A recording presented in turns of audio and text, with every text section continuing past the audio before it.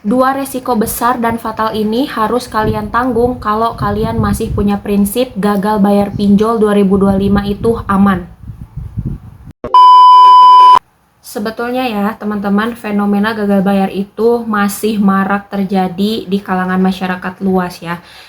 Faktornya itu beragam, bisa jadi dari memang ketidakmampuan ekonominya, atau keterbatasan uangnya, atau dari manajemen keuangan yang buruk, atau bahkan memang sengaja pengen gak bayar utang aja, pengen minjem tapi memang gak bayar, pengen diniatkan dari awal untuk tidak bayar hutang. Dan juga fenomena gagal bayar ini tuh biasanya terjadi di aplikasi pinjol atau pay later.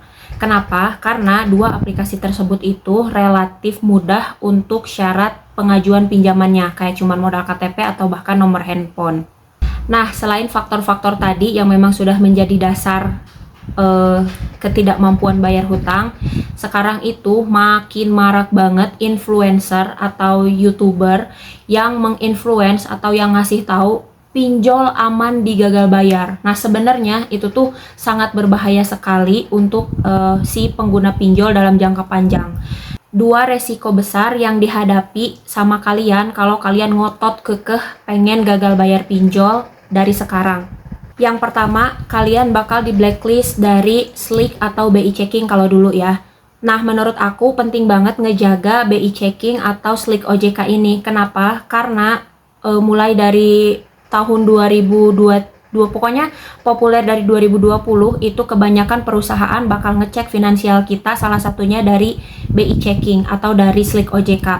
Kalau kita punya histori yang buruk atau punya kredit macet, maka kemungkinan besar kita tuh akan ditolak di tempat kerja yang kita lamar.